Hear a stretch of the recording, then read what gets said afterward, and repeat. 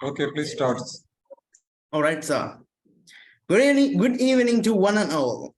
I welcome all the dignified participants to the 144th web training series of CBSE Bharat Sahodaya.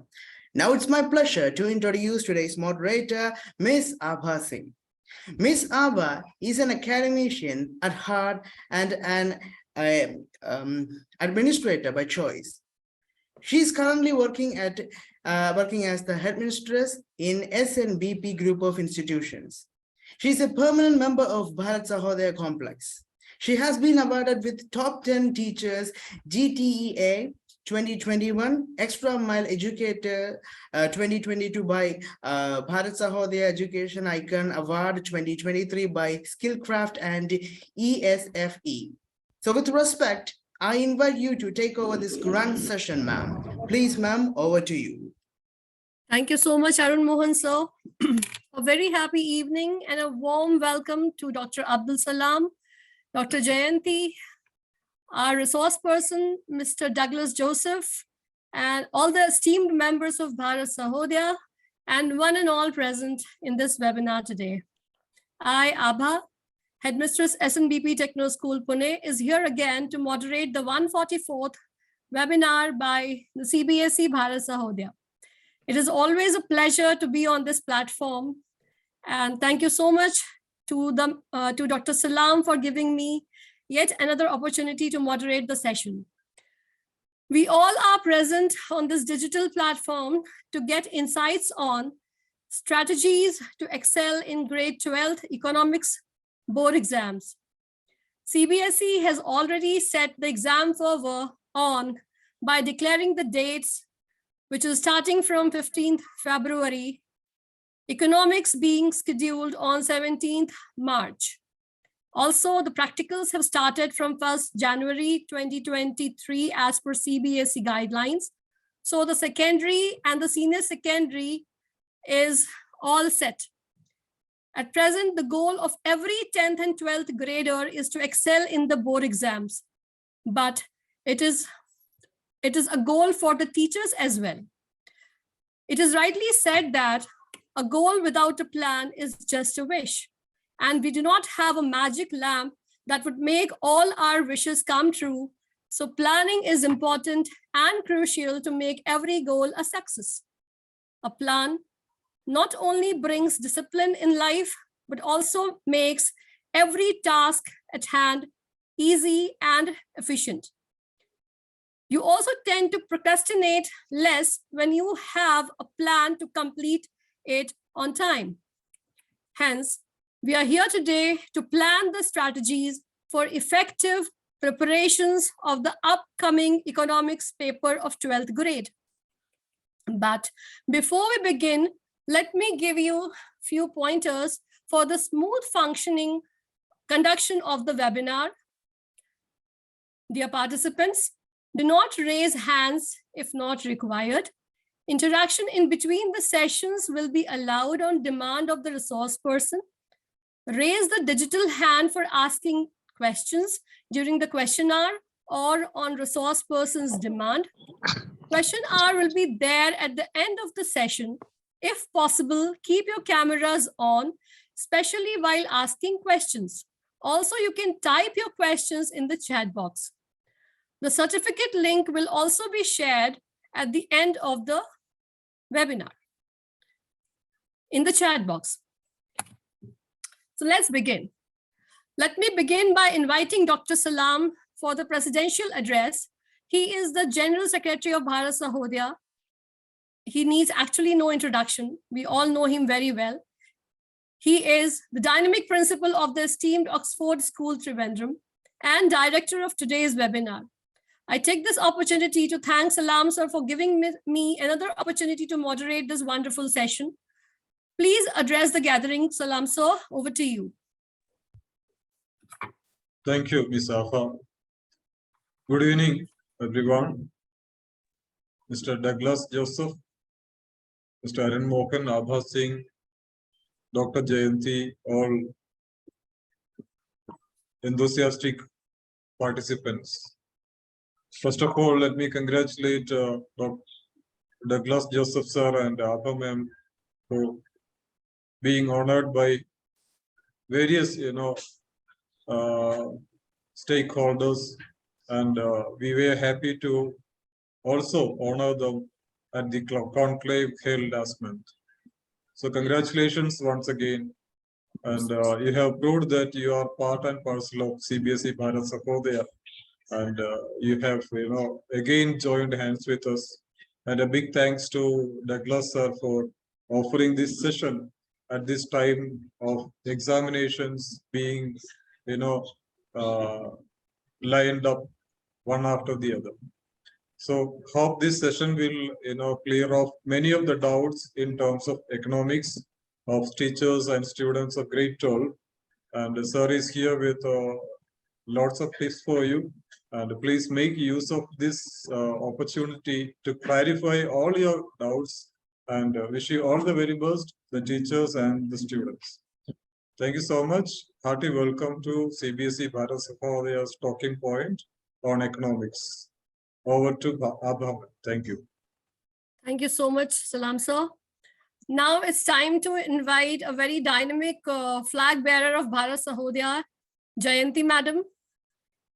She is the patron of Bharat Sahodaya, who is the facilitator for today's webinar. Jayanti ma'am is a super active educationist. Her energy is contagious. She's a super talented person. Jayanti ma'am, I request you to address the gathering, please. Over to you, ma'am.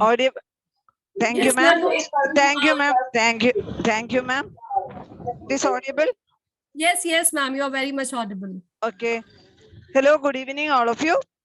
Respected resource person, Douglas sir, moderator, Abba ma'am, our strong pillar and General Secretary, Dr. Abdul Salam sir, President, Treasurer, and other educators.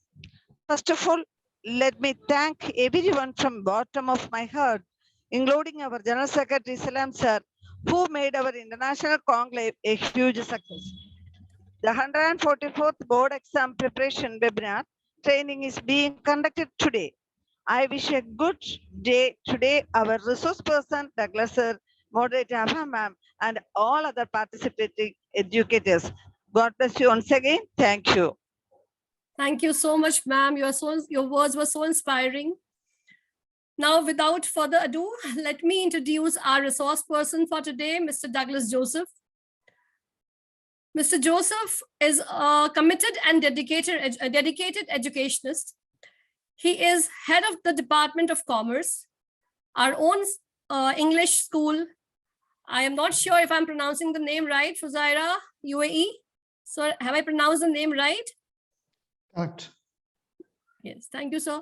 He is a CBSE career counselor, a recipient of BIMS Edu Excellence Award, KMCC Dubai Award, and Extra Mile Educators Award by CBSE Bharat Sahodaya.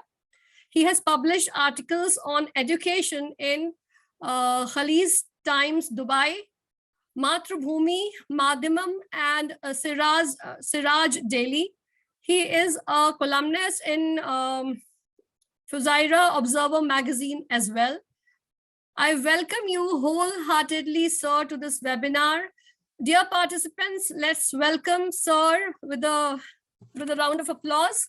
So over to you, sir. The screen is all yours.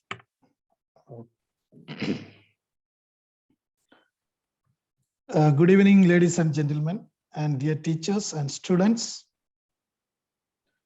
who are listening me from different parts of the world. I'm sure today will be a day that will benefit each one of you who listens me. Let me take this opportunity to extend my sincere thanks to Team Bharat Sahodaya and its office bearers, Mr. Salam sir, Baiju, Shibu, Jayanti ma'am, and other educators who are in the forefront of this initiative.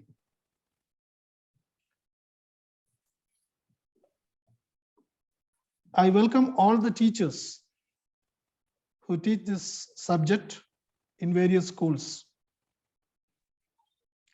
And also I welcome the students who are going to sit for the board exam next month. These are the crucial days which our students and teachers are preparing for the board examination. These are the days of anxiety for students as well as teachers who prepare them for the board. However,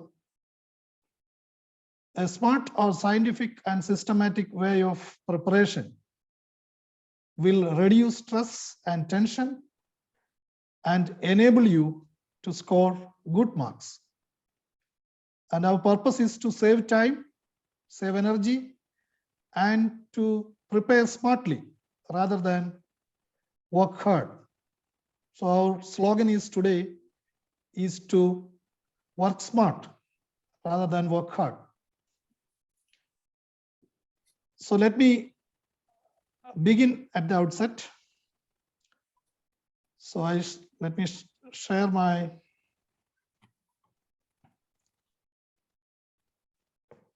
presentation with you.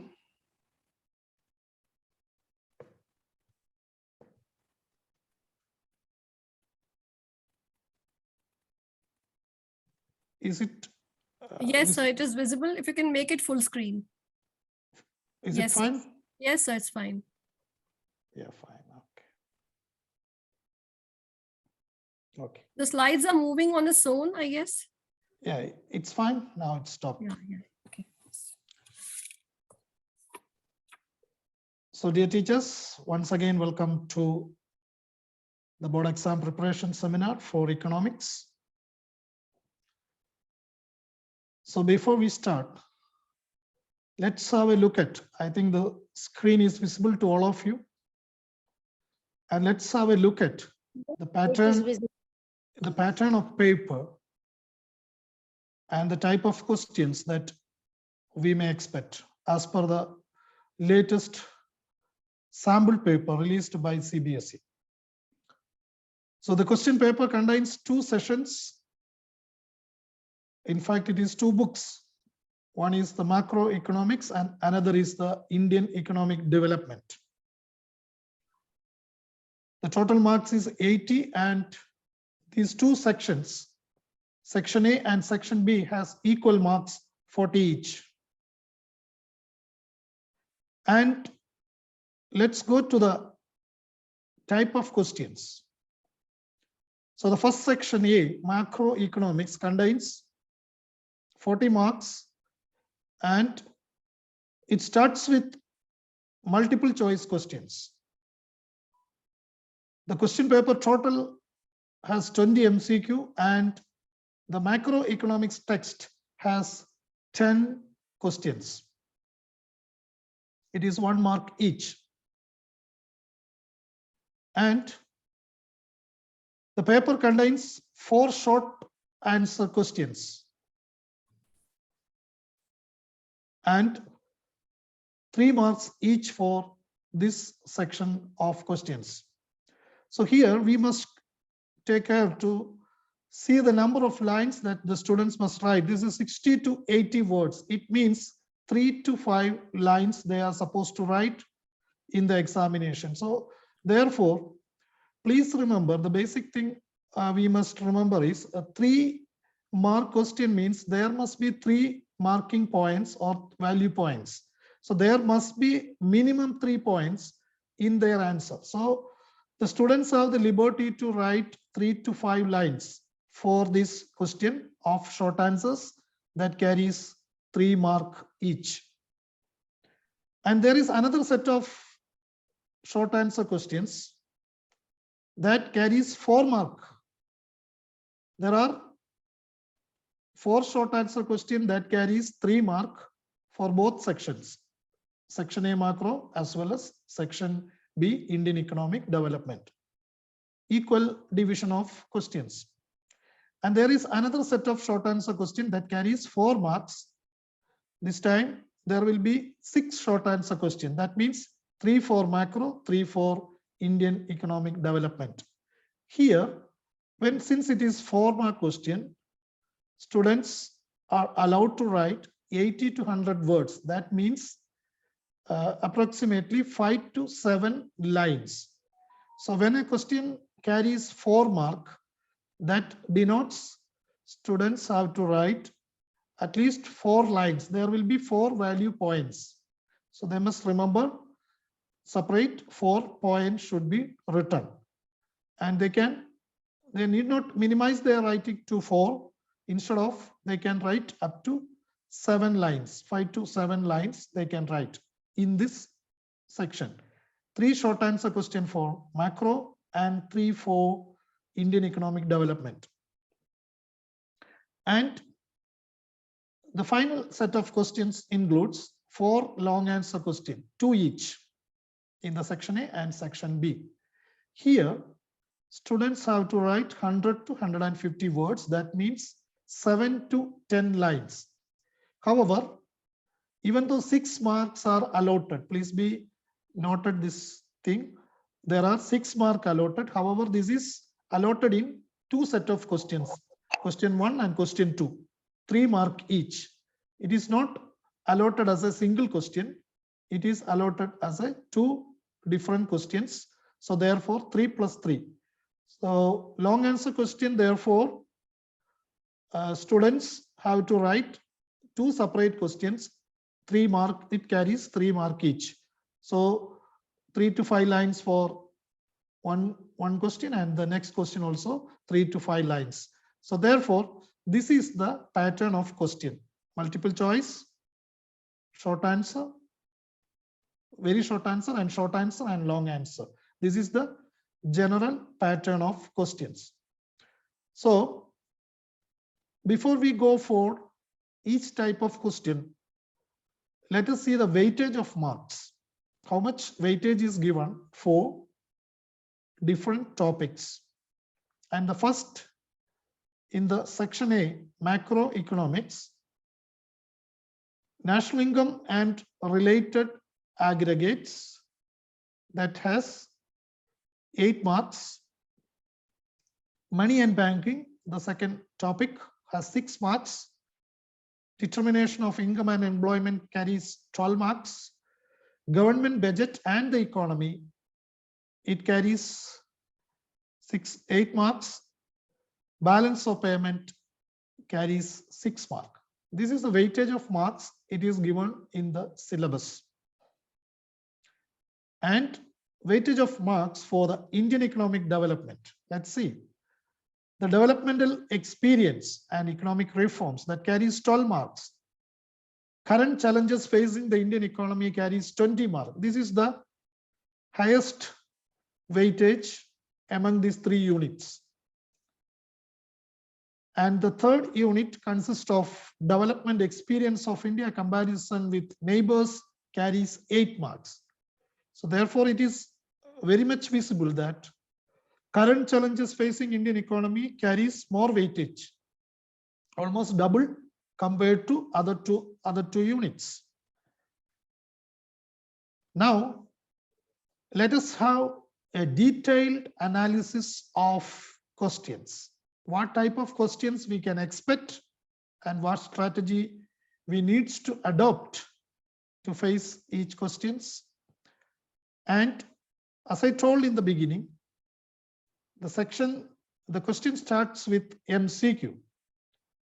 First, macroeconomics section A carries 10 MCQ questions. 10 questions carries 1 mark each, so 10 marks. So what type of questions comes in the MCQ? So usually MCQ we refer a question and 4 options. That is the multiple choice questions. Here, even the MCQ can be divided. The type of questions can be divided into various types. That is, first of all, 2 statements will be given. And options are given whether the statement 1 is true or the second statement is true or false, or both statements are false. So this is true or false after giving a statement. And you can expect 2 questions out of 10. statement true or false. And next type of question is assertion and reason. A statement is given and a reason is given. We can expect two questions, and the challenge of students is to find out whether the statement is true and is the reason given has any relation with the statement given. So therefore, these two things, both assertion means the statement as well as the reason, whether it is true and whether the reason is the correct explanation of the statement given. Two questions, 2 marks. So this is the second type of MCQ question that can be expected. Then there will be 2 numerical questions. Options are given, answers are given. However, that is numerical in nature. Calculation questions, minor calculations can be done, and you can choose the answer from the options given, 4 options given. Numerical type of questions, that carries 2 marks out of 10. And another set of questions in the MCQ section is a picture, a graph, or a table is given. And based on that picture or graph, a question can be expected. So this is the another set of question in the MCQ category. Now let's move on to next type of questions. That is a pictorial question. That means a table is given with a data that may not be from the textbook, that is from, it can be from a newspaper article or any relevant articles from magazines or any other source. So such an data is given in the form of a table. So students have to, this is a crucial question. There will be 2 questions. One carries 3, another carries 4. So this pictorial question, it can be a pie diagram, it can be a table, it can be a graph. So 2 questions can be expected. One is for 3 and another is for 4 marks. So therefore, when a pictorial question comes, usually they ask to explain the trends. One is to explain the trends. What is the trends? How the data is progressing over the years, whether it is increasing or decreasing, or to compare the trends, which is the highest, which is the lowest. The comparison have to be made. This is the crux of the pictorial question. 2 questions can be expected, 3 and 4 mark each. And another type of question is case-based questions, CBQ, case-based question. We can expect in the paper total 4 questions, 2 for macro and 2 for Indian economic development. In the case-based question, there will be 4 plus 4, 8 mark can be expected. Here, a passage is given. As for the pictorial question, this passage is taken from, this is an extract from a newspaper or a magazine or any other source, external source. However, this passage that is given is connected to the lessons you have learned or the topic you have learned. So therefore, case-based questions, you have to read thoroughly the case, understand the passage, and write the answers for the given questions below. So 8 marks can be expected in macroeconomics CBQ. Next is numericals. Here the calculation type of questions where you can expect 2 questions, 4 plus 3, 7 marks. In these calculations, you can expect questions from numerical problems that we learn in macro in different chapters. I will give a detailed explanation of which are the numerical questions that we have to prepare in the next slide. So numerical 2 questions we can expect. And another set of question is reasoning questions. Here a statement is given and you have to find reason, or you have to give a reason why this happens or why this phenomena occurs. So this is the reasoning type. This is a logical thinking question or a hot question, as we usually say, higher order thinking question, reasoning type of question.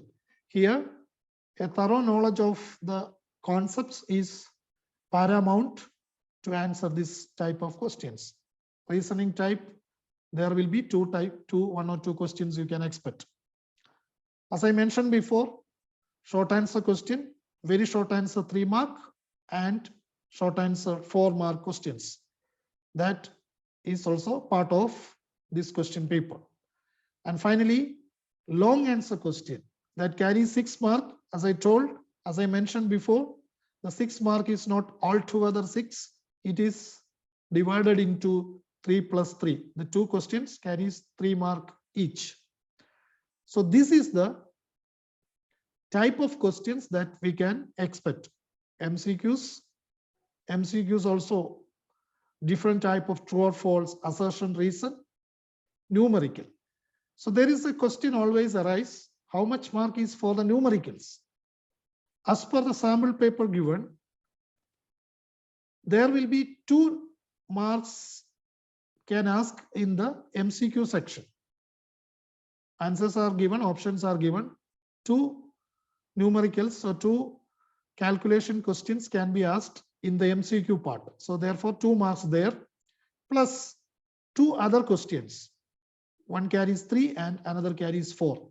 So in total, you can expect 9 marks for numerical or problem solving questions. So now let's move on to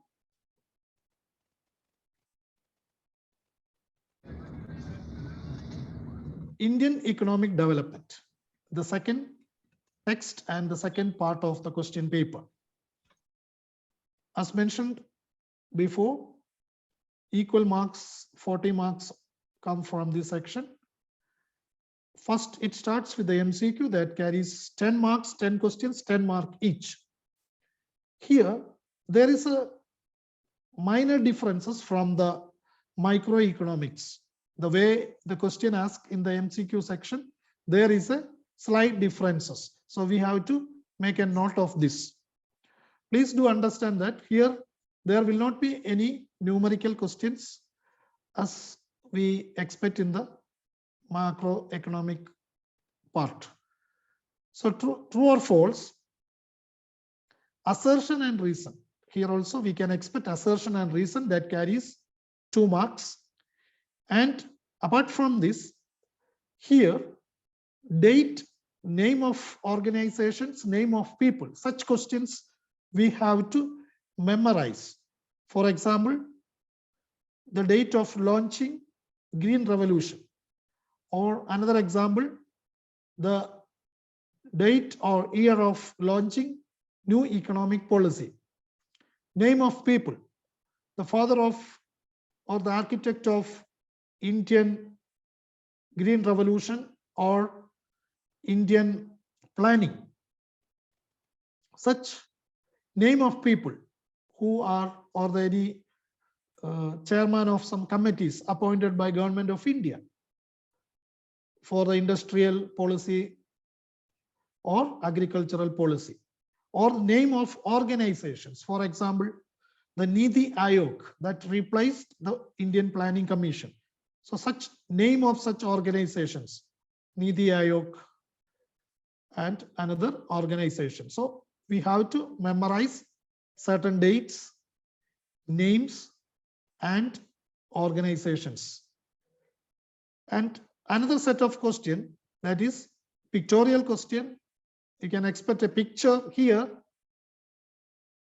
Unlike the macroeconomic, here we can expect a picture, a photo, also a graph and a table. 2 questions can be expected, such pictorial questions, 3 + 4 marks. In this, there is a slight difference from the macroeconomics. The data given can be a picture, a graph or table, and the question is to compare and contrast. Here you have to find the similarities and the differences of the given data and to interpret. Sometimes we need to explain the trends, the progression over the years, the progression over the months, and interpret the trends and facts that is given in the table or in the pictorial diagram. And another set of question is case-based question. Here also we can expect 2 questions, 3 marks each. 2 paragraphs will be given. Case studies will be given. That's from the real life examples. It can be about an economic trend that is currently running across, that is currently visible in newspapers and magazines. So such trendsetters can be given as case-based questions. Reasoning question next is, as I told you, it is a higher order type of questions that test our logical thinking. 2 questions can be expected, 2 + 2, 4 marks total. And as usual,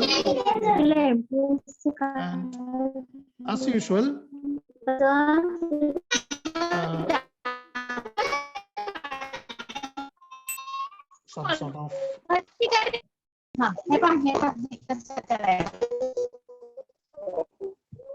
can you please mute your microphone? Please mute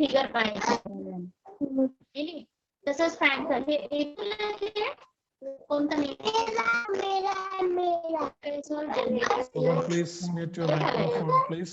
Dear participants, I request you, very humbly request you, kindly switch off your mics. The session is being disturbed by the unwanted sound.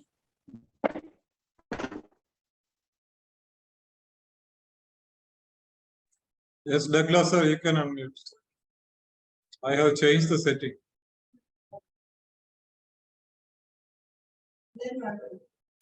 Douglas sir, please unmute. Yeah, now it's fine. Thank you. Fine. So let's proceed. And in this section also, in the second part, in the Indian economic development also, we have short answer questions. 2 questions we can expect, 3 and 4 mark each. And finally, this is a wonderful part of this second section. There, long answer question is come as a paragraph, as a comprehension paragraph. This paragraph will be a lengthy. We cannot call it a case study. Instead of, we can call it like a comprehension passage that is seen in English literature questions. So here a lengthy paragraph will be given and 6 marks will be awarded. There will be 2 questions, 3 marks each. So therefore, long answer question you need not study from the textbook. Instead of, this long answer question is given as a paragraph. However, please do remember this lengthy paragraph that will be connected to the topic you have learned in the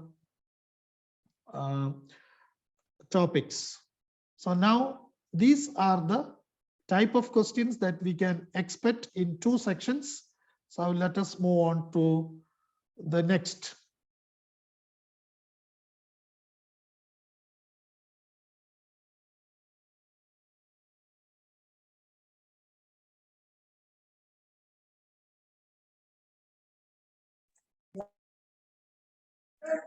Douglas, you're on mute.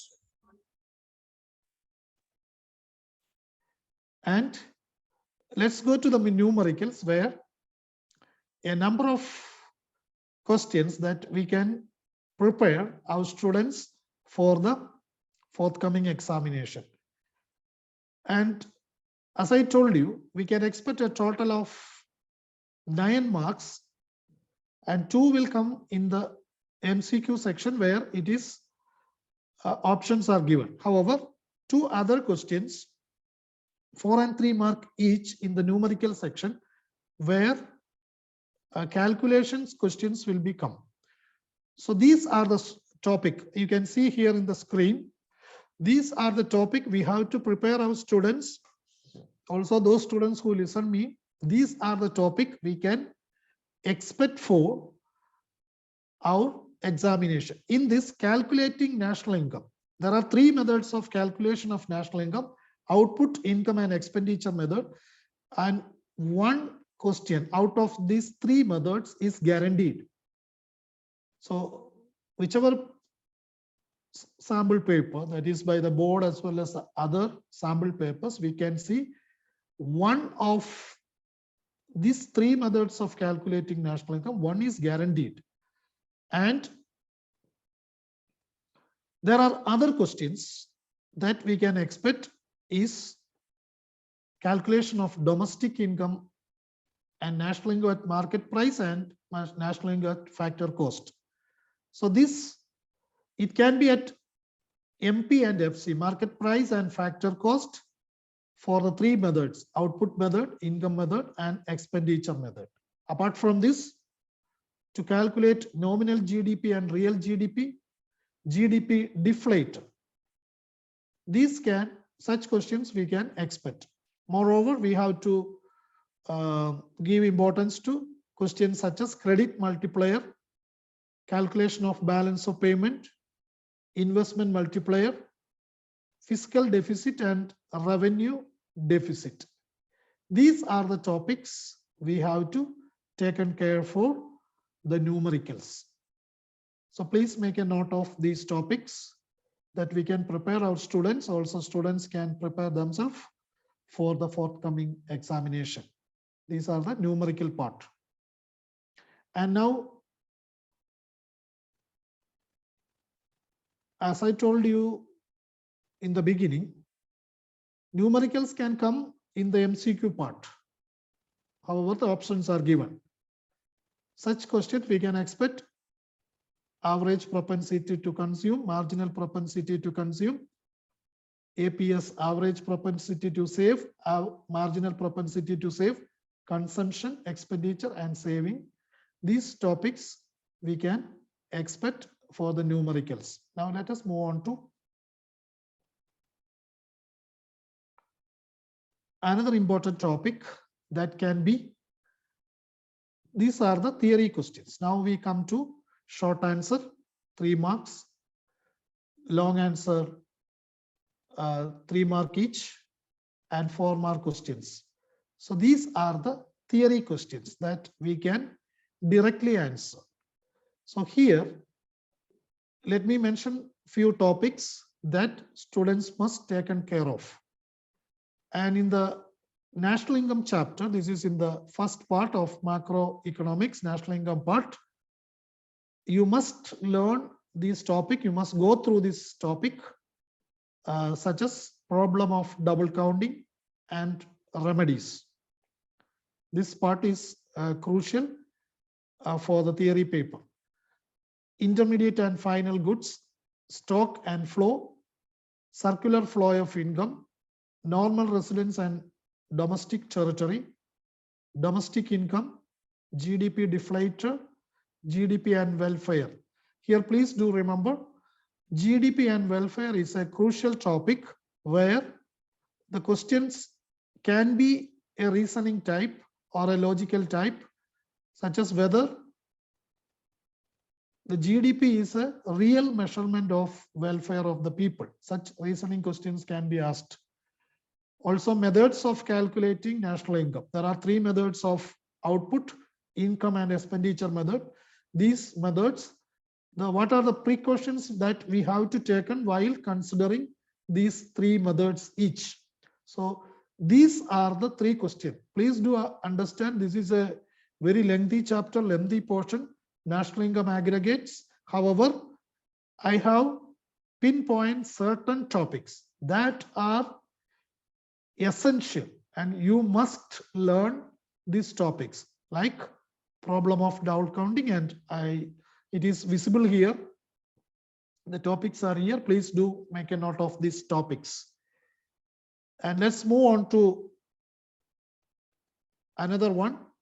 And another section is money and banking. This is also a direct theory, a theoretical questions we can expect. Here, types of money, that is the fiduciary money, fiat money, such types of money can be asked. Also, credit creation, how commercial bank create credit or multiply money multiplier. So that theory we can learn. Also, functions of central bank. This is the most important fact. This topic, in fact, the CBSE board has brought back. It was deleted in the 2 years that happened during the pandemic. But however, it is recalled this question. These functions of this topic, functions of central bank. Here the functions of central bank, important part is the credit control, the qualitative as well as the quantitative credit control, how central bank control credit supply in the economy. So here the key terms are SLR, CRR, repo and reverse repo rate, the statutory liquidity ratio, cash reserve ratio, repo rate and reverse repo rate. These three rates, SLR, CRR and repo and reverse repo, can be asked separately, even though it is part of the credit control measures of central bank. So this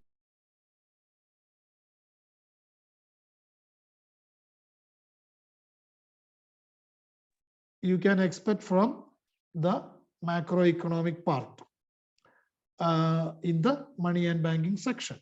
Now, few more topics let me mention.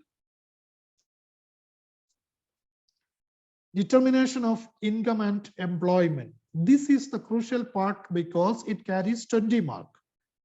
This is the portion where maximum mark is awarded for the grade 12 economics. So therefore, we have to take utmost care to go through the topic that are vital. So let me mention certain topic that is not exhibiting here. I will mention certain topic, that is, one is aggregate demand and aggregate supply. So this aggregate demand and its components, what are the main components of aggregate demand? Also, average propensity to consume and marginal propensity to consume. This topic also can come for a numerical part of the question. Therefore, we have to give importance to that. Then another theoretical question that we can expect from this part is full employment. What is full employment? What are the conditions that require to attain full employment status in a society, in an economy? That is very much important. And another important topic that can ask for short and long answer questions, theoretical question, that is deficient demand. What are the reasons for deficiency in demand and how we can overcome the situation, how we can move on to full employment capacity. So these are the certain topics we have to learn from the determination of income and employment. Now, move on to the last but one topic, that is government budget. This is also a complete theoretical part in this. So what is a budget? Define a budget and what are the components of a budget? As you know, the budget has two components, that is the income and expenditure. As every year the budget is presented in the Indian Parliament. So this budget income components, what are the components of, or what are the sources of income for the budget? and as well as what are the types of expenditure that incurred for the government. So these two things are shown in a budget. So therefore, these two components, income as well as the expenditure components, needs to be learned. Also, then comes the topic here is deficit, the type of deficit, the type of budget. There will be deficit budget, there will be surplus budget, and types of budget. In the types of budget, revenue deficit is there, as well as general deficit is there. So we have to learn type of deficit and how we can overcome the deficit situation in the budget. So these are the primary deficit, also the revenue deficit. These are the certain topics. And the last topic, the final topic in the macroeconomics is that is the balance of payment. There are two concepts mainly: balance of trade and balance of payment. So students need to study, or the teachers needs to prepare students to grasp this basic concept of balance of trade as well as the balance of payment. Also, what are the here the components of balance of payment? The components, what are the components of balance of payment? Various sources of foreign income. So export and import, visible export, invisible export, such topics we need to study in detail. So we have to grasp the basic concept in this part. So that is the balance of payment. Also, this value of money and the depreciation, foreign exchange, that part also here, how the value of various currencies are decided. There are various methods of fixing the value of foreign currency, such as a floating method and government fixing the fixed method. So these are the certain methods, the various methods of determining the value of currencies, various currencies in the world. So how we can determine the value, determination of exchange rate, the rate at which one currency is exchanged for the other. So these are the topics. So I can say approximately I mentioned some 20, 25 to 30 topics that I mentioned. So please take care of these topics. Also, apart from this, numericals, I mentioned some around 8 to 9 topics I mentioned in the numericals.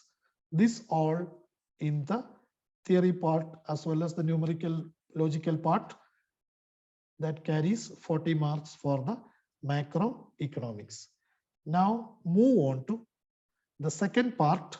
In fact, this is a textbook second part, Indian economic development. Please do understand, we have to adopt a different Mr. strategy. Douglas, excuse me. Yes, please. The screen is not getting changed. It's in the same. As I mentioned that these topics are not showing here. I just mentioned. Okay, fine. Okay, fine. Now from the Indian economic development, please do remember the strategy that needs to be adopted for dealing with the macro and dealing with the Indian economic development is extremely different. For the Indian economic development, we have to have an analytical approach. We have to have higher order thinking. We have to have numerical and calculations. Also, we need to interpret, we need to analyze, we need to compare and contrast. Here, we need to have a deep understanding of the topic, and we have to write it in an analytical way. However, in the second part, Indian economic development, that also carries 40 marks out of 80 marks. That really tests our memory. That we have to memorize certain facts, as I mentioned before. We have to memorize certain dates, name of organizations and people, and we have to memorize certain initiatives by Government of India, certain policies of Government of India, such as the industrial policy and agricultural policies. And we have to, mostly we have to read and learn it. So therefore, let us mention some few topics that I'm not showing here on the slide. Let me mention a few important topics that we have to make note of it. So this is crucial for teachers who prepare their students for the board examination, as well as the students who are preparing these days for their final exam. So now in the Indian economic development, the first part is development experience of India. That is the India on the eve of independence, Indian economy on the eve of independence, and post-colonial period till the new economic policy that is introduced in 1991. So till this is a unit. So in this part, Indian economic development, the important topics, please make a note of this. Important topics are the condition or the situation of Indian economy on the eve of independence, or it means the pre-colonial period. What is the condition of Indian economy, Indian agriculture, Indian industry, Indian trade? Here, please remember the part at which the collapse of Indian handicrafts and the exploitation of British trade. So all these points are vital. How Indian handicraft industry collapsed, how British exploited Indian trade, how India became a market for dumping British made goods. So these are certain topics that we have to take care of. And during the British time, that is the colonial period, what are the important policies adopted by British in the industrial sector, in the agriculture sector, especially in the agricultural sector, the zamindari system, the land holding system, that was detrimental to the interest of the farmers. Also in the industrial sectors, the tax policy, the tariffs and all, the British discriminative tariff policy that favors British products rather than Indian made goods. So Indian industries, agriculture at the time of colonial period. Now post-independence period. Now next is the post-independent era till the new economic policy, till the introduction of new economic policy that happens in the year of 1991. This is a crucial period since the independence, how the government of India adopted various measures, such as they brought some industrial policies. For example, industrial policies of 1956. Also very crucial is the new economic policy that is introduced in 1991. What are the various aspects of new economic policy, and why the government of India brought the new economic policy? What was the circumstances that led to the introduction of new economic policy? That is very vital. So new economic policy we need to learn. And here are the three crucial things: privatization, liberalization, and globalization. These are the three cardinal points. So please do learn this one.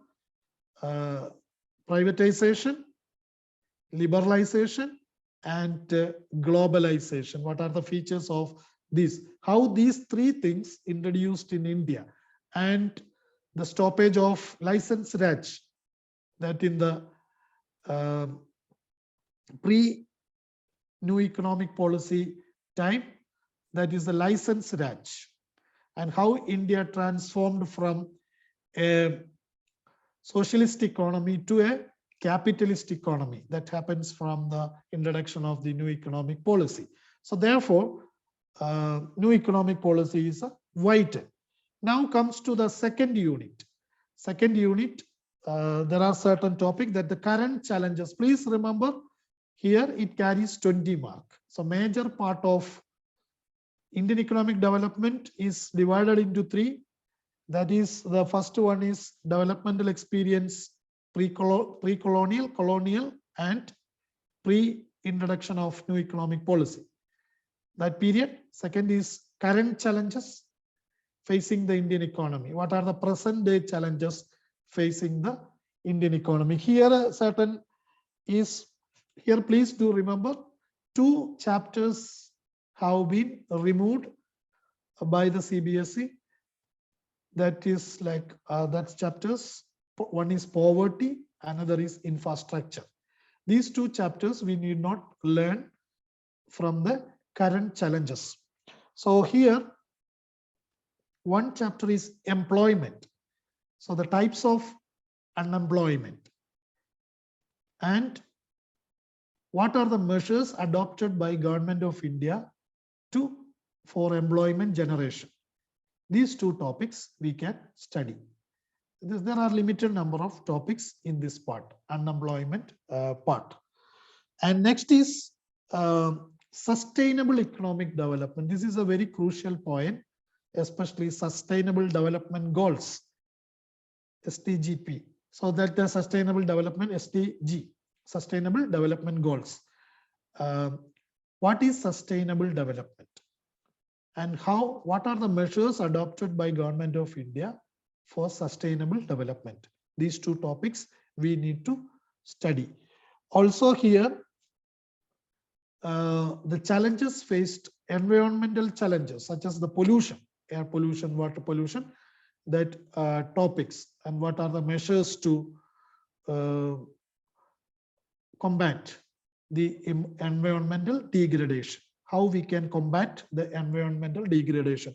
These topics we need to read. This reading will be sufficient. We have to 1 or 2 times. If you read these points, it will be sufficient for you. And the final part, the third part is comparison of the developmental experience of India, Pakistan, and China. Here, we need to learn certain dates when the new economic policy adopted in India as well as in China and in Pakistan, and the development experience of India and the comparison of developmental. What are the similarities of India's developmental experience with China as well as with Pakistan? And demography. Here is a certain topic that is very important. The demographic parameters concerning India, China, and Pakistan. Birth rate, death rate, infant mortality rate, certain topics are there. The demographic parameters. Also the agricultural and industrial development. What are the similarities as well as the differences in the developmental experience of India, Pakistan, and China in the field of industry and agriculture. This we have to note this topic.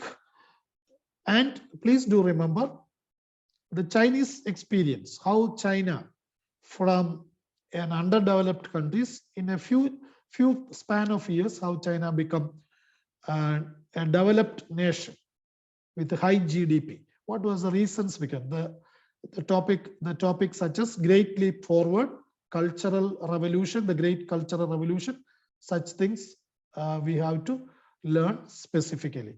These are the topics. So I can say some 20 topics in the Indian economic development.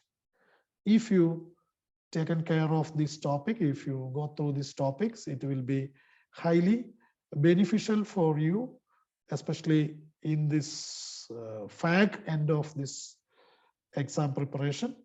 And now these are the certain things that we have to taken care of as far as the grade 12 economics paper is concerned. Now I move on to another crucial part. Whatever we learn or whatever efforts we put on, if our presentation part is weak, that is detrimental in our effort to score good marks. So therefore, it is very vital. The presentation part is very vital. How to write, how to present a good answer, and what things we have to take care of, what things we have to avoid while we sit for the examination. I'm move on to that part. Now,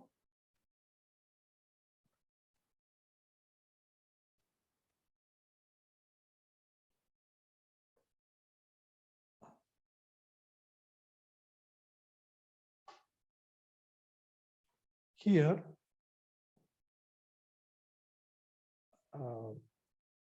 please to wait for a moment and how to, we have certain questions.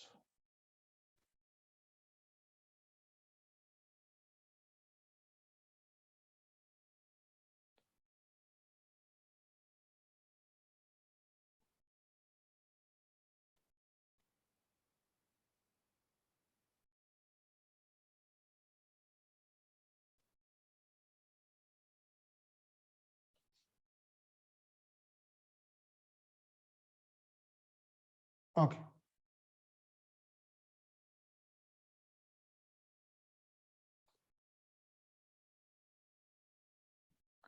When you present an answer, since it is mostly a theoretical paper, economics is a theoretical subject. When you present a theory, when you present a content, that should be systematic, it should be readable. And first of all, please do remember the primary criteria is legibility. It must be readable. So please, your letters should not be too small. Your letters, the students' letters should not be too small to read. So therefore, please insist, the teachers who listen to me, please insist the teachers to the students to improve their presentation, and they can start writing. They can writing practice. That is very crucial, especially for time management. Mostly students complain the time is not sufficient. The 3 hours, even though 3 hours is there, that is not sufficient for. So therefore, in order to manage the time and to present in a systematic way, they have to take care of certain things. That is, the primary thing is legibility. They should write in such a way that that is easy to read by the evaluator. And if take the case of a 4-mark question. The first thing we need to understand that a 4-mark question, there must be 4 value points. Therefore, 4 points must be there. Separate points must be there. There are certain students who elaborate on a single point, 1 or 2 pages, and they wonder when they get less mark, they wonder, I write for 2 pages, however, I got only 1 mark. So in fact, even if you elaborate a single point for 1 page or 2 page, you are liable to get only 1 mark. Therefore, please do remember, you have to, if a 3-mark question, there are 3 value points, and the 4-mark question has 4 value points. That you must remember. So please start your letter, your answer with a 1-word introduction, 1 sentence introduction. That we can rephrase the question itself. From the question itself, we can find that word. And second thing is, I always advise students to write in separate paragraphs. Instead of writing your answer in a single paragraph, write it in separate points and underline your main headings. You can here underline the main headings and subheading. Please do underline. Carry a ruler or a scale and neatly underline. Your presentation is matter. And read the question carefully. Structure your answer. So before you start to write, make a mind map. Make map how you are going to write the answer. What are the points? Structure your answer in your mind. That is crucial. After that, you start writing. Otherwise, when you're on the halfway, you will be waiting or you will be trying to remember the points. So therefore, plan your answer beforehand. That takes few seconds. And the golden rule is answer for what is asked for. For example, if they ask what are the reasons for deficient demand, you write about the reasons for deficiency in demand only. You need not write about the solutions. If they are asked for what are the measures taken by government to combat unemployment, so you mention the measures to solve unemployment issue. So answer for what is asked for. That is the golden rule. Also remember, start the answer with. So prepare the teachers, please do remember, prepare your students. There must be a session in a class for how to present your answer. This will enhance the confidence of, certainly enhance the confidence of students. If they know well in advance what type of questions will come or how they are going to prepare for, or how they write the answers, how they present their answers, such things certainly enhance their confidence. So there must be a session. Teachers must take a session how to present their answers and how to prepare for answers and how they will answer each type of questions. So therefore, these are the way to present your answer. So please also, in the keywords, there will be certain keywords in the answer. You can underline such keywords. So that will enable the work of, or make the work easier for the evaluator. So evaluator will be looking for certain value points, certain points given in the answer key, or if they can find it easily, that will help you also. Fine. Now, next, manage your time. So mostly the time management, the issue of time management happens because for a 2-mark question, we write for a paragraph. For a 2-mark question, please remember, minimum require is 2 points. So say introduction plus 2 points, 3 points. And apart from this, you can write 1 more line. So 4 sentences maximum. If maybe the question will be easy for you, therefore you may write it half a page. However, whatever you write, even if you write a single page, a 1 page, you will not get more than 2 marks. So therefore, write as per the mark allocation. That is the second golden rule. And next is review your answers thoroughly. So while we answer in a hurry-burry, there is a possibility that there are certain errors. So find some time towards the fag end of the examination for reviewing your answers and make the corrections. And these are the certain points for presenting your answer.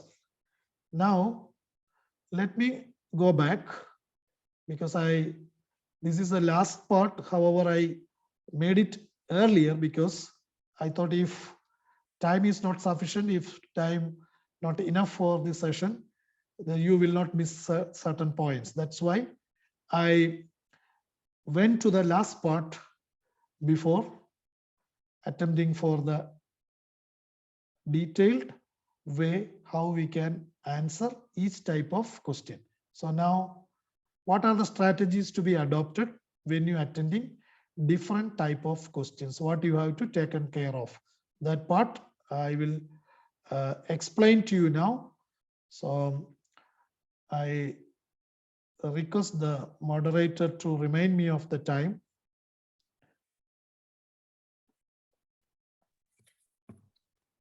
Salam, sir, if you can just guide on that.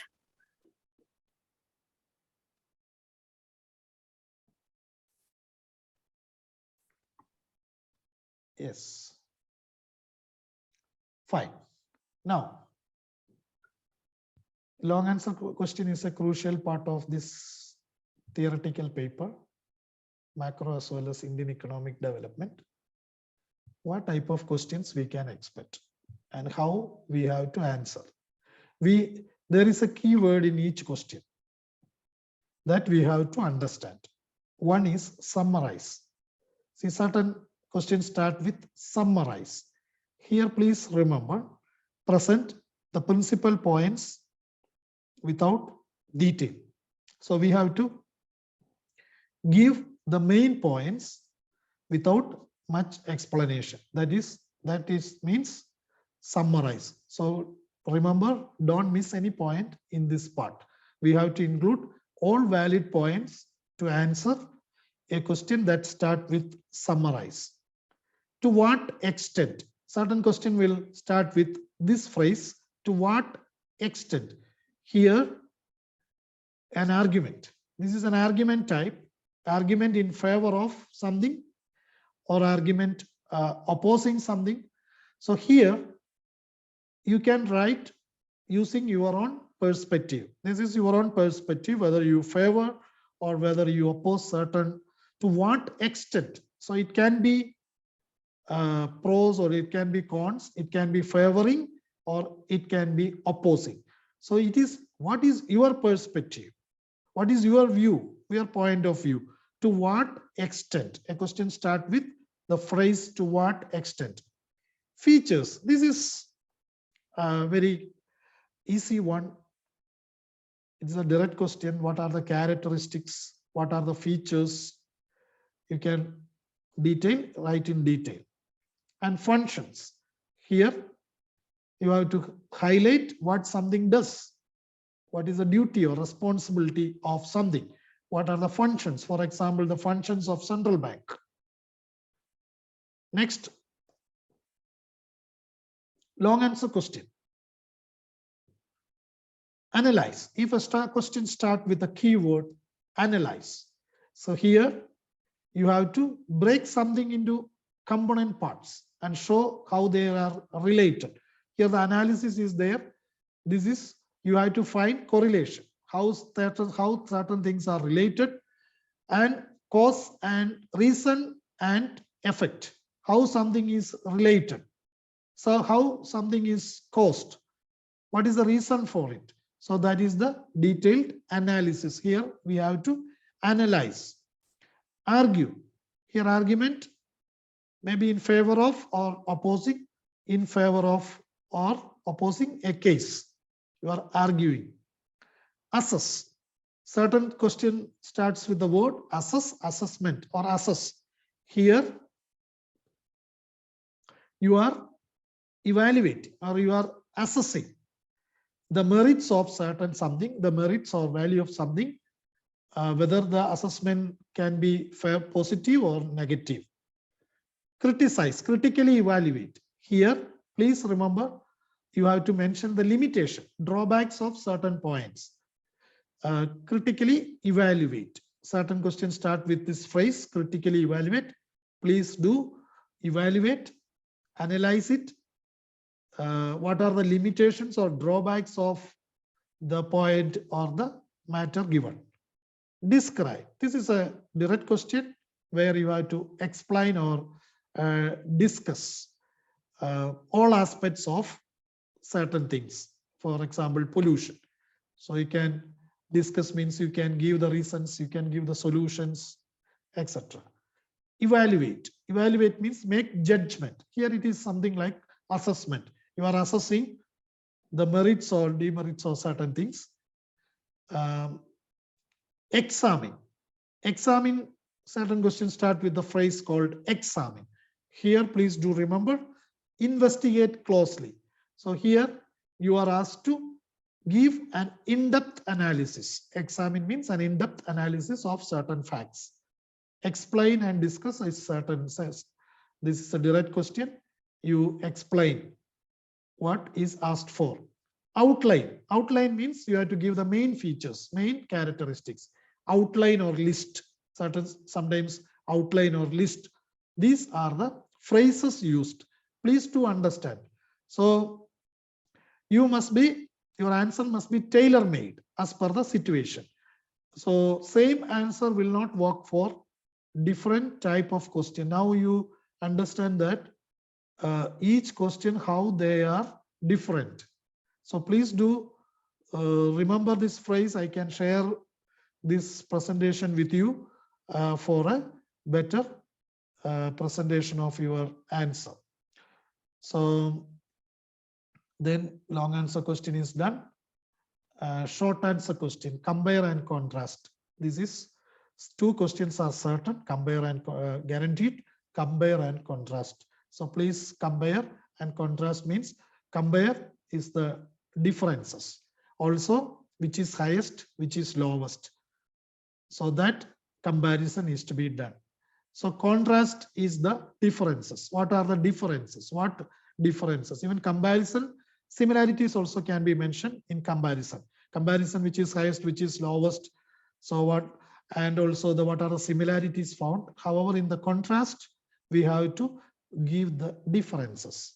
Define, that is, we have to give a small definition, what it is, definition of that, and list, identify. Identify means what are the major points, identify.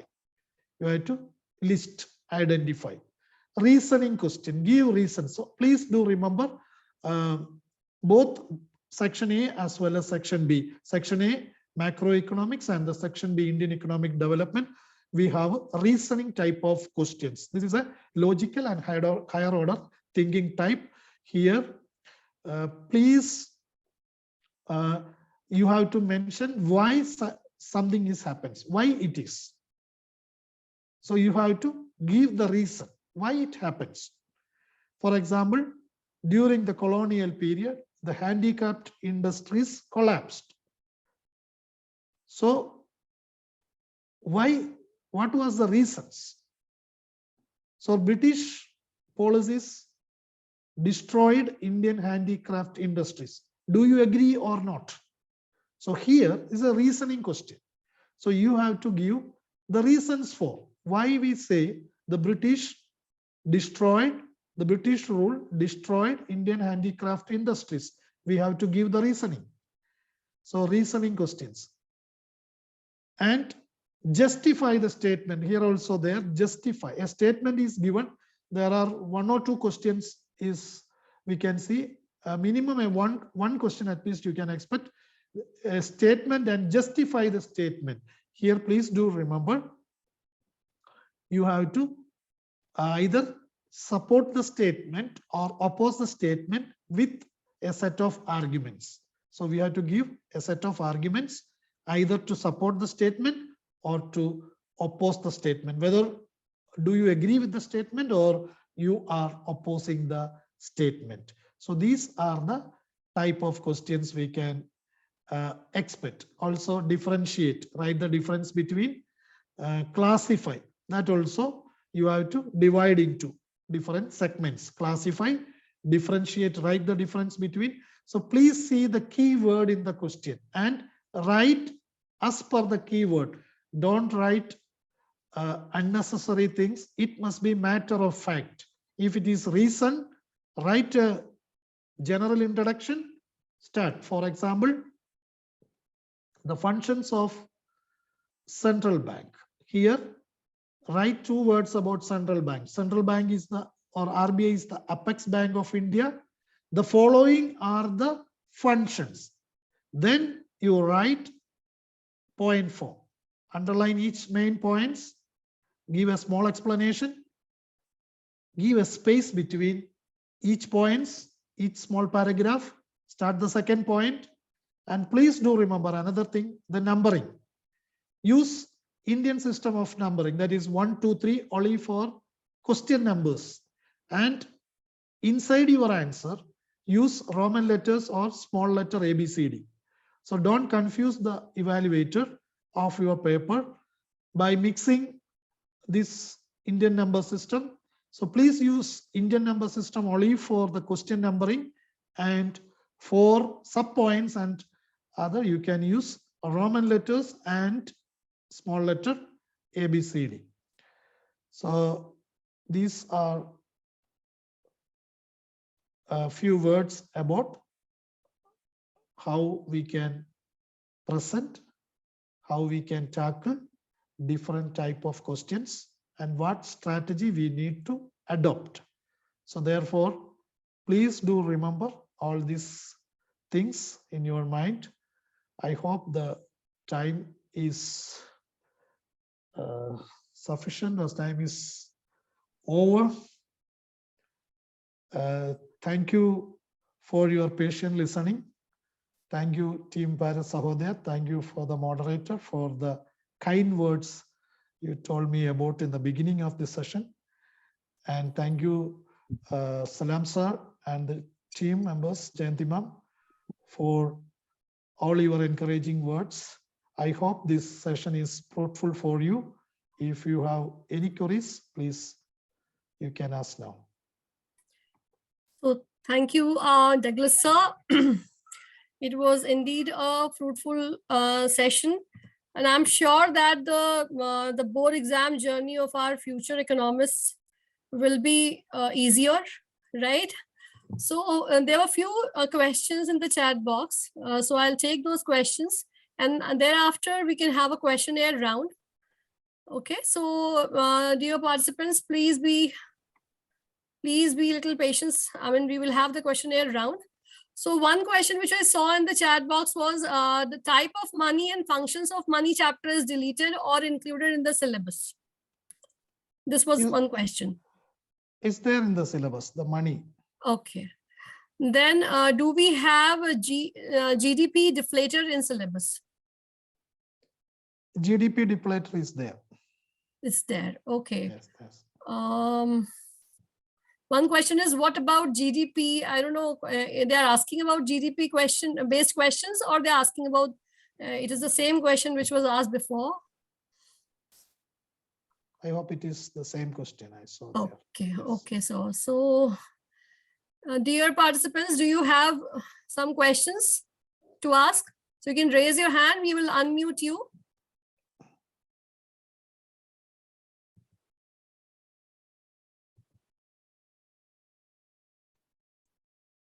Any questions, dear participants? Yes, ma'am. Rohini Tiwari Yeah, has Rohini raised. Tiwari, yes, Rohini Tiwari ma'am has asked. I'll unmute you, ma'am. Just 1 minute.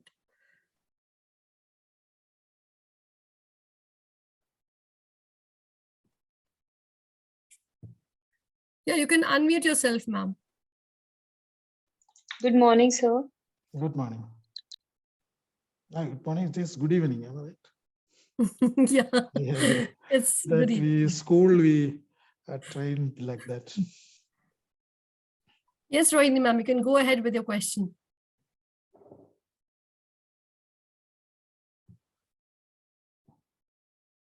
No. Yeah, you can repeat So your question.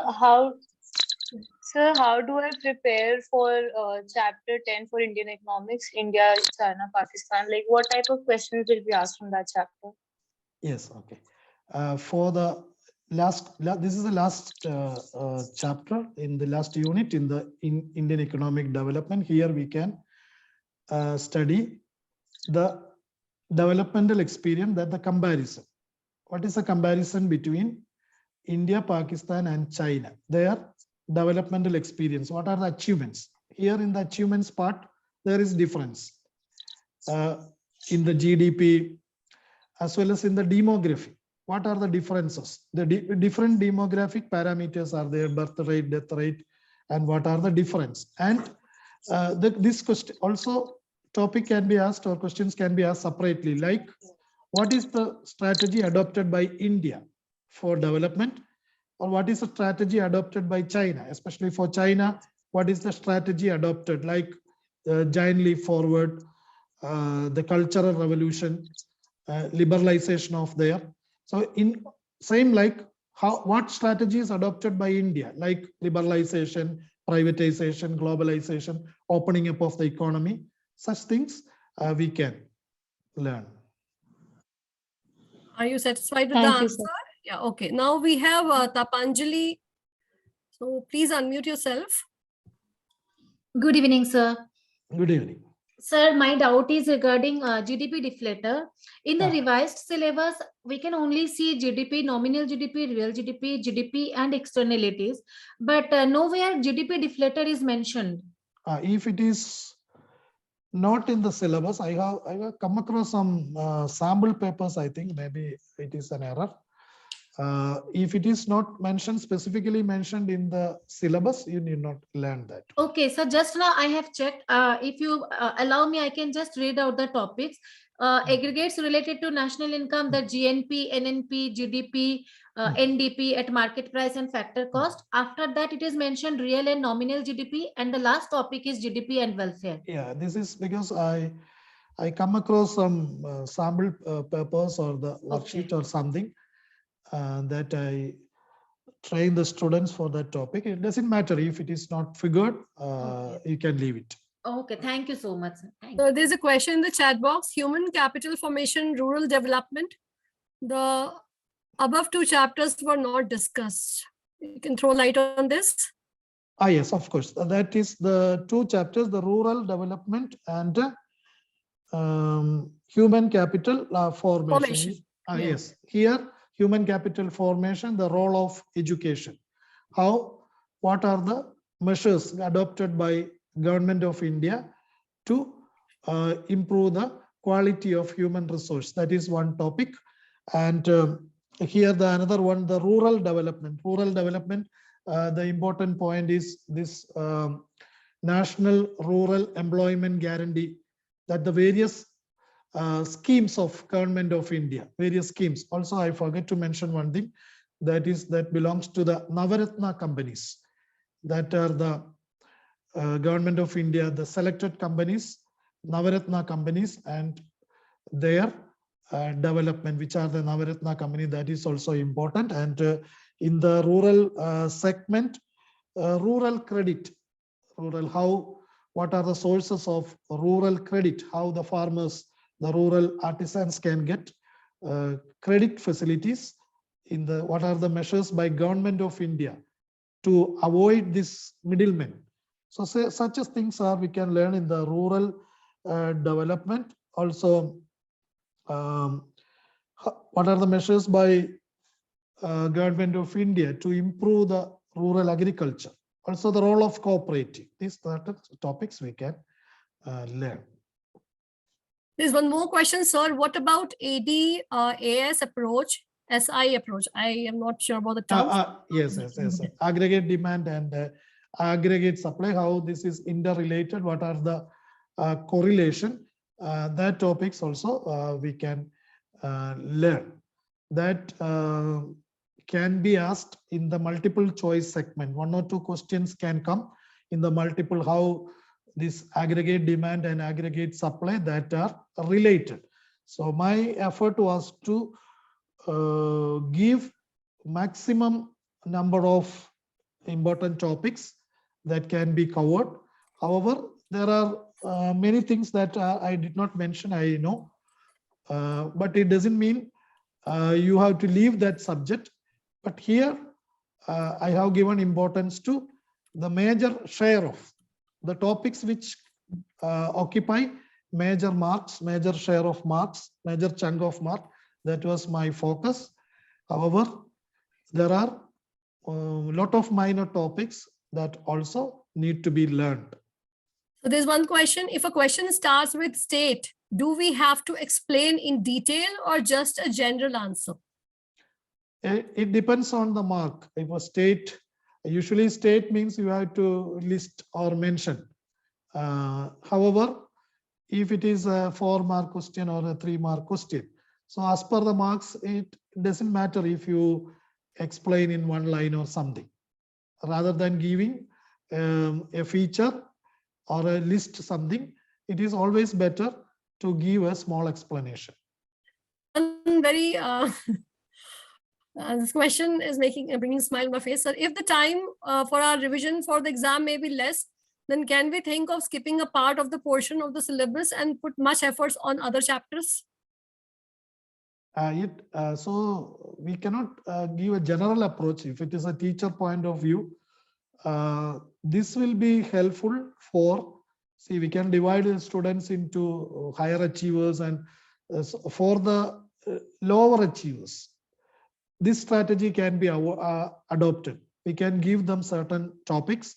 These are the topics but for the higher achievers, we need to mention, or we need to learn all the topics. One more question, sir. Is the step marks awarded for numericals? If yes, how much marks are awarded? Steps marks will be awarded as per my understanding. The formula, also the steps involved. Each steps, there are two questions. Numerical, there are mainly two questions. One question carries 3 marks, another question carries 4 marks. So insist the students, don't leave the question altogether. Please try to do it. So certainly they will get marks for writing the formula and steps. Okay, I think I have taken all the questions.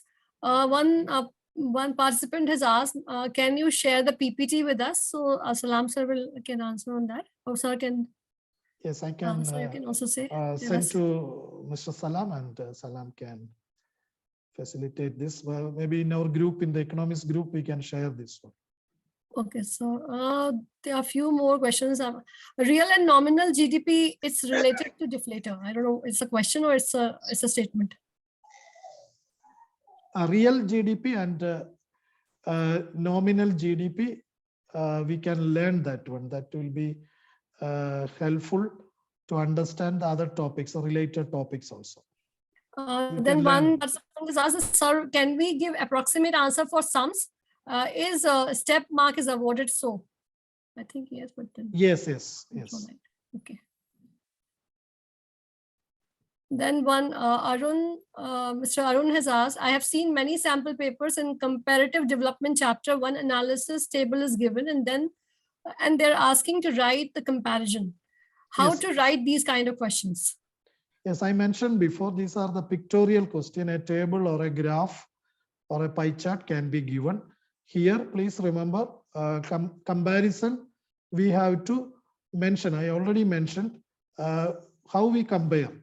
We compare, one is find the similarities, find the differences, compare and contrast, find the differences, and which is highest, which is lowest. Also show the progression over the years, means certain years something achieve low, certain years it is as a moderate development. So we have to use certain terminology like rapid increase, a moderate increase, a medium decline, certain words. These are the words we use for comparison: decline, hike, rapid increase, a steep fall.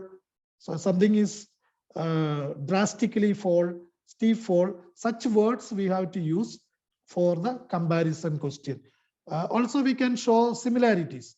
Certain things, so in certain years, both figures are similar. Both GDP of two countries are similar. For example, certain years it has a drastic increase. Certain years a steep fall, a moderate increase, a slight increase, a slight decline, a slow progress. So such words can be used to use for giving trends as well as comparison and contrast. So there's one question, students have doubt whether national income numerical will be there or not. What is your view about it? Absolutely. There will be one question is guaranteed. I mentioned that one, that will be in the national income calculation. There are 3 methods: output method, income method, expenditure method. And one question is guaranteed. This out of these 3, one will come. And the doubt is for the second question. There are one question carries 4, and the question carries 3. The second question, there is a number of, I mentioned in the slide, I showed the topic I mentioned, balance of payment, there are a lot of topics from anywhere it can come. Okay, I think one question is there. Is it good to go with the sample paper practice or repeat repeated questions, or else go on with full revision at time as time is short? What is your suggestion, sir? Sample paper is a guide that what type of questions can come, but it does not contain different type of question or the portions. It is a minute part of the portion. Therefore, based on the syllabus, NCERT syllabus, so please, especially the NCERT textbook, everything will come from the NCERT textbook only. However, the NCERT textbook is not good for, not sufficient for preparing. It is not a matter of fact. It is not in a guide format. So whatever given in the NCERT, the topics given in the NCERT NCERT textbook, that you must learn. This is a question is connected to this this statement of yours, that is the same word in the book should be presented in answer paper. It's a question mark after that. We have to copy the exact words which are given in the textbook, or can the student write on their own? It is, which textbook it is that? There are NCERT textbook and there are other books. Certain schools follow other books. So see, please do understand, the evaluator has an answer key. It will be a brief answer key, sentences only, brief words. So evaluator is looking for that point. For example, the functions of money. Medium of exchange is a function. Whether you write the same textbook word or different word, if that particular point is there, the evaluator is liable to give marks. So this last question, I think, of the session. So please guide for table and chart based questions, how to present answers. Yes, absolutely. This, see, pictorial question usually they ask for showing trend, comparing data. As I mentioned that the previous one, it will be a table. A table question usually different years will be there, different data will be there. It will be about a progression of something. It is maybe about GDP. It is maybe about the employment chapter. It is maybe about inflation, rising prices. So it shows a trend. You have to describe the trend. As I mentioned before, the keywords like how we describe the trend or how we compare of comparison and describing the trend. These are the two key things we have to do for a table, a graph or a diagram question. You have to show the progression, how the trend is, whether it's an increasing trend or a declining trend, whether it is a moderate increase or a rapid increase. That is there. Also compare. Maybe there will be two countries. So which country has the highest GDP, which country has the lowest GDP? So like that, compare both of them. If there is any similarities there, write that also. Kavita Sharma ma'am has raised the hand. You can unmute yourself if you want to ask something. Yes, ma'am. Thank you, sir, for giving me opportunity, sir. I want to ask that in the table, whatever the figures are given, students write that one only. They're not able to justify that particular point. So will they get the answer for these points? Yes. See this. You talk about the table. Am I right? Yes, table, sir. Table question. Yes. Table question. Different figures will be given. Different values will be given. For example, country A has 10% GDP and another country B has 5% GDP. So here you can mention this. See, country A has 5% compared to country B.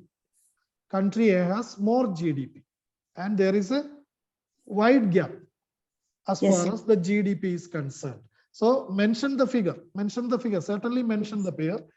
However, the keywords are important. I mentioned what is the difference? What is the comparison? Yes. Or how much is the difference? That keywords, whether it is a high difference, whether it is a very less difference, whether it is a rapid or whether it is a slow declining trend, such things we have to mention. Such keywords we can say that are the connecting words or something, connecting the two data or two facts. Such connecting words we have to use, like on the other hand, for example, on the other hand, when we are showing a contrast, on the other hand. So for contrast, for 3 marks, 3 point, they have to show parallelly. If the GDP and other thing is given, suppose unemployment, GDP is 2 parallel charts are Yes. given. Yes. So 3 points parallelly they have to Yes, explain. if whether if for example sometimes a graph contains only a single data, it is about employment only or unemployment only. Sometimes a graph or a table contains two data related to employment, related to GDP. So Yes. both should be mentioned, equal importance should be given. Okay, sir. Okay. Thank you so much, sir. Thank you, sir. Sir, one question was there in the chat that whether the diagram should be drawn if it is not asked for. Here, see, it is our duty, it is on the students' duty to give maximum when they write the answer, when they present the answer. If, for example, if it is like that, the aggregate demand or aggregate supply, if a question related to that, if you show through a diagram, there is a high possibility that the students will get the full mark for that question. So that will enhance their answer. Yeah. So there are two things which the student wanted here, student or teacher, I don't know, how to join the economics group, Salam sir. So they were asking for if they can get the link. So if you can They just can send me a message. I can give my number. Okay, participants, so you can take source number and you can send a request for the same. Sir has shared his number 7736781755. Okay. So it was a very interactive session. I can say the most interactive sessions till now, whatever moderations I have done, a lot of questions in the chat box. And I think it is going to be very, very fruitful for the future aspirants of the board examination. So thank you so much, Douglas sir. Sir, shall I do the vote of thanks? Please, Should we wind up? Please. Okay, so let me conclude the session by presenting the vote of thanks. My humble pranam to the Almighty, who is the driving force behind everything and giving us all wisdom and energy to strive hard to excellence. My gratitude to Dr. Douglas Joseph for this wonderful and enriching session of today. My heartfelt thanks to Dr. Salam for arranging another fruitful and much needed session for the educators and the students. My special thanks to Dr. Jayanti for gracing the occasion by her presence and her wonderful words. My heartfelt thanks to Mr. Arun Mohan and Mr. Arafat for all the technical support. Last but not the least, thank you all from bottom of my heart for attending this webinar and making it worth organizing. Thank you so much, everyone. Good night. Shabba khair till we meet again. Over to you, Salam sir. Thank you, Abba ma'am, for the nice job you have done, as always. Thank you And so much. big thanks to Douglas for spending this, 2 hours of his valuable time, as he is HOD, busy with his school schedule and all. And we know how much hectic nowadays, especially the exams and practicals are going on. And in fact, the guidance and the guidelines given to the participants are very helpful and useful. And we could see some participants are also contributing to the session by sharing the points, different points pertaining to chapters and syllabus like deleted, undeleted, etc., etc. So we can say that it was they were keenly, listening to Douglas, and the presentation by Douglas Joseph was very crystal clear, very slow and steady pace. So thank you so much, Douglas sir. for offering this session to the economics teaching community.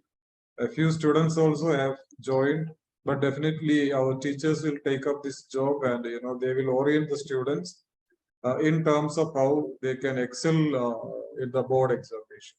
So thank you so much once again, Douglas sir, Abha ma'am, Mr. Arun Mohan, Ms. Jayanti, and all the participants. I wish you all the very best once again from CBSE Bharat Sahodaya. Have a good night. Thank you, sir. Thank you, sir. Thank you. Nice meeting you, Douglas sir, on the online platform. We were there at the conclave as well. Me too. Thank you. Thank you so Me much. too. Well done. Thank you, sir. Well Session done. was. A wonderful job. Thank you so much, sir. At least I learned few words of economics. Being a science Yes. Yeah. Usually